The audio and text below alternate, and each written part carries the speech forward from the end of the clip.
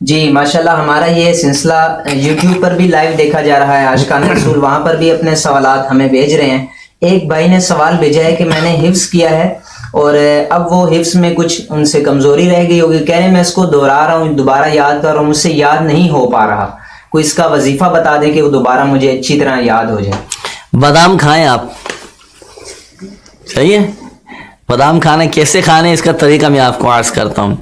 آپ روزانہ 3 عدد بادام کی گری لیں گے، آپ 3 عدد بادام کے دانے، 3 عدد بادام کی گری آپ لیں، اور رات کو سونے سے پہلے ان تینوں باداموں پر ہر بادام پر 3 بار یا ذا الجلال والاکرام، یا ذا الجلال والاکرام، یا ذا الجلال والاکرام، یہ پڑھ کر آپ باداموں پر دم کر لیں۔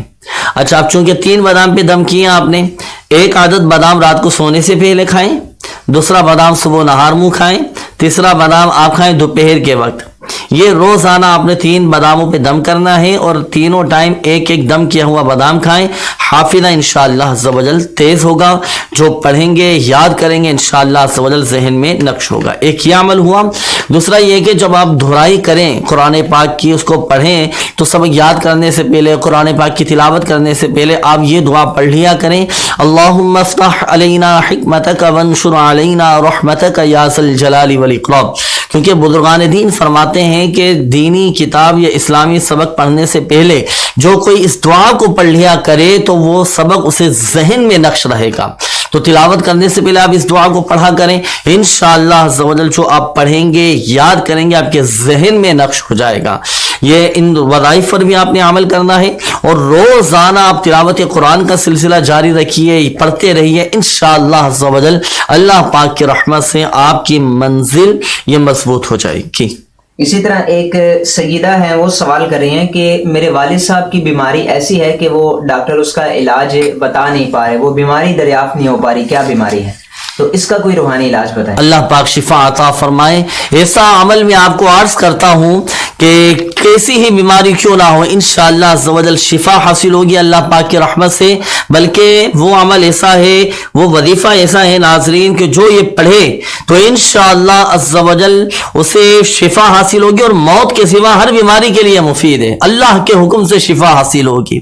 وہ کیا ہے؟ وہ آپ نے پڑھنا ہے کہ درود شفائے امراض، اللہم صلی علی سیدنا و مولانا محمد طب القلوب و دوائها وعافیت الابدان و شفائها و نور الابصار و ضیائها وعلی آلہ و صحبہ وبارک وسلم۔ یہ درود شفائے امراض آپ پڑھیں، پڑھ کر اپنے اوپر دم کریں، پانی پہ دم کر کے پئیں، انشاءاللہ عز و جل کیسی ہی بیماری کیوں نہ ہو انشاءاللہ عز و جل دور ہوگی، اور اللہ پاک کی رحمت سے شفا حاصل ہوگی انشاءاللہ عز و جل۔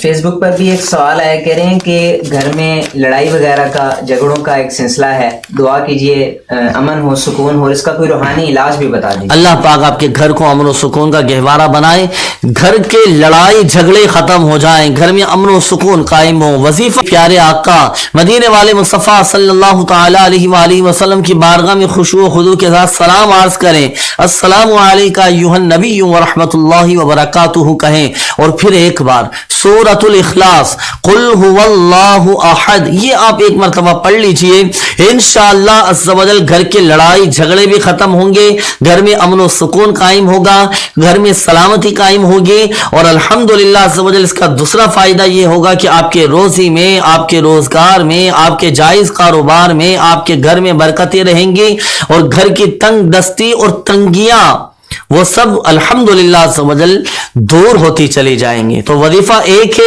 فوائد 2 حاصل ہوں گے، تو اس پر عمل کرنے کی نیت کیجئے۔